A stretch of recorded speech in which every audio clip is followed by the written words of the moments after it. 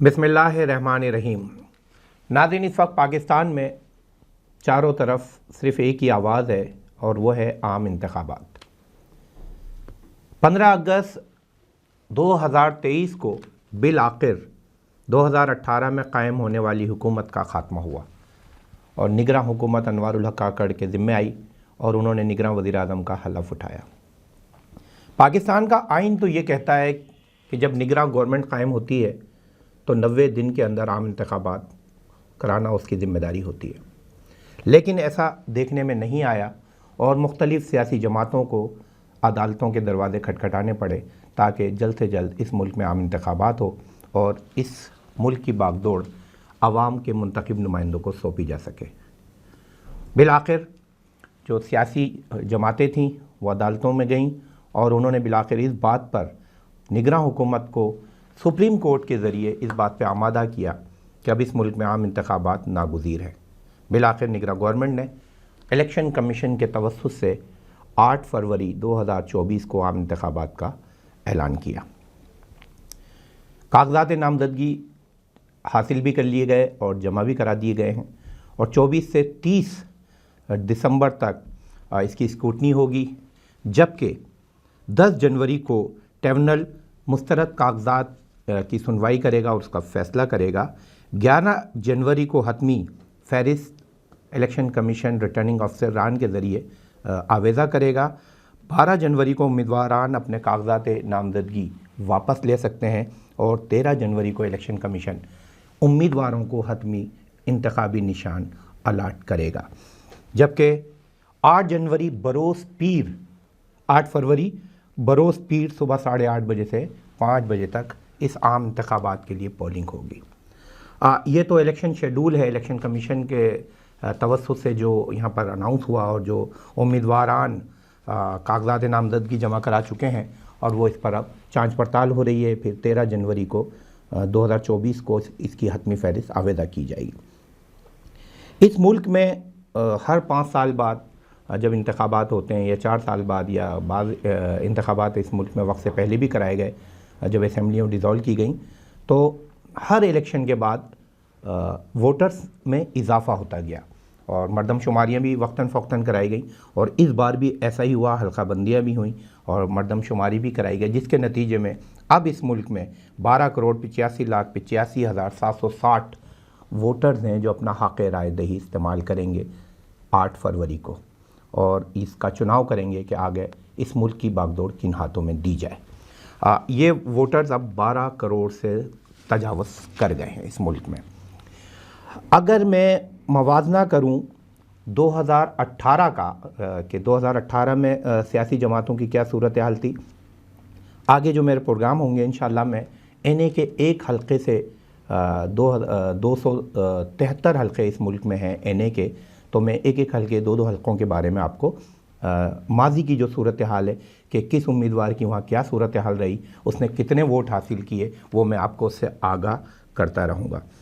अभी इस मुल्क में जो 2024 को 8 फरवरी को इलेक्शन होने जा रहे हैं, उसमें 175 सियासी जमातों ने इलेक्शन कमीशन में अपनी जमात को रजिस्टर्ड कराया। अगर यूँ कहा जाए कि हमारे यहाँ इलेक्शन कमीशन में 175 सियासी जमातें हैं जो रजिस्टर्ड हैं और उनको हक़ है कि वो इंतखाबात में हिस्सा ले सकें। सीटों की कुछ इस तरह से इस दफ़ा इलेक्शन कमीशन ने हल्का बंदियों के बाद सूरत हाल वाज़े हुई है। KPK में जो बराह रास्त आवाम के वोटों से 45 MNAs हैं जो मुंतखब किए जाएंगे और उसमें ख़वातीन की मखसूस 10 नशिस्तें शामिल करके ये कोई 55 इसकी तादाद बनती है। जबकि पंजाब में आवाम के वोटर से जो MNA मुंतखब होंगे उनकी तादाद 141 है और उनको 32 ख़वातीन की नशिस्तें मखसूस दी गई हैं। जबकि अगर सिंध का मैं वो करूँ तो 61 जनरल नशिस्तें हैं जो बराह रास्त असेंबली में मुंतखब होंगी, उसके बाद 14 ख़वातीन की नशिस्तें सिंध को दी गई। जबकि इस्लामाबाद में 3 कौमी असेंबली की नशिस्तें हैं और वो 3 ही रहेंगी, उस पर मखसूस ख़वातीन की कोई नशिस्त नहीं है। बलूचिस्तान में 16 जनरल नशिस्तें हैं और 4 ख़वातीन की नशिस्तें। जबकि अक़लियतों को 10 सीटें दी गई हैं जो गैर मुस्लिम हैं, जिनका ताल्लुक़ हमारे मज़हब से नहीं है। इस तरह जो जनरल वोट के ज़रिए सीटें हैं हमारे इस दफ़ा की असम्बली में 266 हैं, जबकि 10 अक़लियती सीटें हैं, 60 ख़वातीन की, 336 मुकम्मल हमारा असम्बली का हॉल बनेगा। जो कोरम बनेगा वो 336 MNAs पर मुश्तमिल ऐवान बनेगा जो वज़ीर आज़म का इंतखाब करेगा। अब अगर 336 MNAs मुंतखब होंगे असम्बली के अंदर जो वज़ीर आज़म का चुनाव करेंगे, तो उसके लिए 169 वोट दरकार होंगे नए वज़ीर आज़म को वज़ीर आज़म बनने के लिए। और जिस उम्मीदवार ने वज़ीर आज़म का जो उम्मीदवार होगा उसको वज़ीर आज़म मुंतखब होने के लिए 169 सीटें दरकार होंगी। अब अगर मैं 2018 पे नज़र डालूं तो इससे हम नाज़रीन को आइडिया होगा, उनको उनकी आगाही होगी मालूमात में कि किस तरह 2024 की हुकूमत बन सकती है, किन सियासी जमातों को क्या परसेंटेज मिला, उनको कितने वोट्स मिले, कितनी सीटें मिली।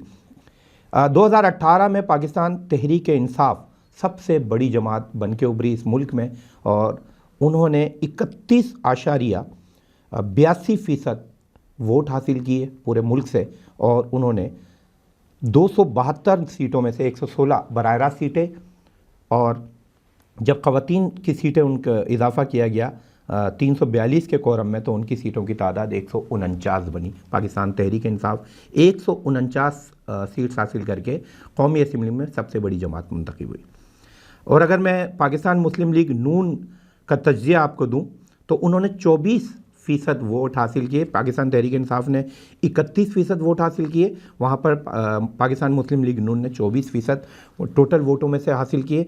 और उन्होंने जो बराह रास्त सीट्स थी उसमें 64 सीटें हासिल की, जबकि ख़वातीन की नशिस्त मिलाकर उनकी तादाद 82 हुई।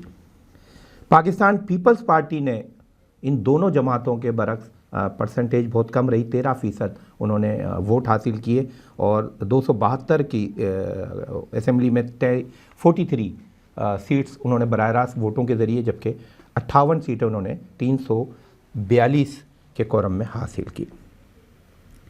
जबकि JUI फजलुर रहमान उन्होंने 11 सीटें हासिल की और ख़वातीन की मिला के 14 सीटें, और TLP तहरीक लब्बैक पाकिस्तान को वोटों का जो तनासुब है वो 4% वोट मिले, लेकिन वो सीट हासिल करने में नाकाम रहे। MNA की कोई सीट वो पूरे पाकिस्तान से जीत नहीं सके, लेकिन वोट हासिल करने में वो उनका रेशो काफ़ी अच्छा रहा। GDA ने जो सूबे सिंध की एक मुख्तलिफ छोटी बड़ी जमातों को मिला के एक इत्तेहाद का नाम है, उसको GDA कहते हैं, उन्होंने 2.37% वोट लिए, यानी 2% वोट हासिल किए पूरे पाकिस्तान का, जबकि तहरीक लब्बैक ने 4%, उनसे डबल मार्जिन का वोट लिया, लेकिन सीट उनके हिस्से में नहीं आई। GDA ने 2 बराह रास्त कौमी असम्बली की सीटें जीती और उनको 1 ख़वातीन की सीट दी गई।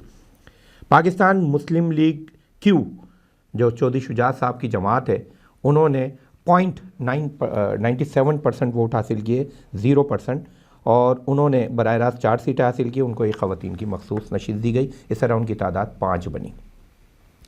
MQM पाकिस्तान, जैसे आपके इल्म है कि जब उनके बानी पर पाबंदी लगाई गई तो उसके बाद उनका वोटों का तनासुब अवाम में बहुत उसका रेशो नीचे आया और लोगों ने फिर दूसरी सियासी जमातों को, दूसरे उम्मीदवारों का रुख किया और वो उनको पज़ीराई इस शहर में, इस सूबे में हासिल नहीं हुई, जो माजी के 5 या 6 इलेक्शन में उनको बड़ी भारी तादाद में ना सिर्फ सीटें मिलती थी बल्कि उनके वोटों की तादाद भी बड़े पैमाने पे होती थी। 1.5 लाख, 2.25 लाख, 1.25 लाख ये वोटों का उनको MNA को वोट्स मिलते थे। लेकिन इस दफ़ा 2023-18 का जो इलेक्शन था उसमें मुत्तहिदा कौमी मूवमेंट ने सिर्फ बराह रास्त 6 सीटें हासिल की और 1 ख़वातीन की नशिस्त के साथ उनकी सीटों की तादाद 7 बनी।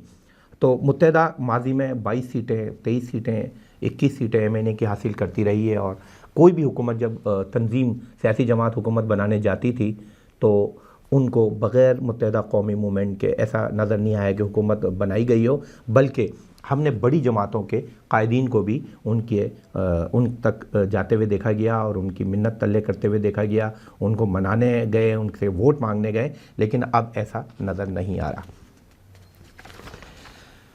एएनपी ने जो केपीके की जमात तस्वुर होती है, हाँ, और सूबों में भी उनके वर्कर्स हैं, उनकी पार्ट तंजीम साजी है, लेकिन ज़्यादा जो वोटों का रेशो उनका केपीके में है और उन्होंने बराह रास्त एक ही सीट हासिल की 2018 के इलेक्शन में, जबकि माजी में इन सीटों की काफ़ी तादाद रही है और वो भी एक अच्छा वोट बैंक रखते हैं इस मुल्क में। लेकिन 2018 के इलेक्शन में जब हमने देखा तो सिर्फ 1% वोट उनको इस टोटल वोटों में से मिला।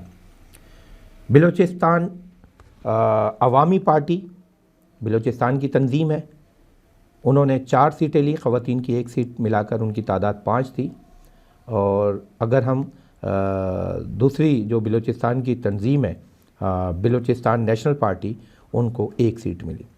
अवामी मुस्लिम लीग, जैसा कि आपके इल्म है, शेख रशीद साहब की ये जमात है और वो सिर्फ अपनी ही ज़ाती सीट हासिल करने में कामयाब हुए। जमहूरी वतन पार्टी, उन्होंने भी 1 सीट हासिल की बिलोचिस्तान से।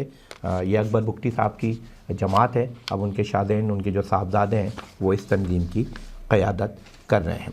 तो नाज़रीन, ये आज इंट्रो मेरा पहला प्रोग्राम था इलेक्शन 2024 के बारे में, कि मैं आपको एक स्टार्ट से, शुरू से 2018 से आपको लेके चलूं और ये बताऊं कि सियासी जमातों की क्या सूरत हाल थी, उनकी 2018 के इलेक्शन में कितनी सीट्स थीं, और इससे हम मवाजना करने में हमें बड़ी आसानी होगी कि 2024 में जब हम जा रहे हैं तो उसमें सियासी जमातों का क्या मुस्तकबिल होगा।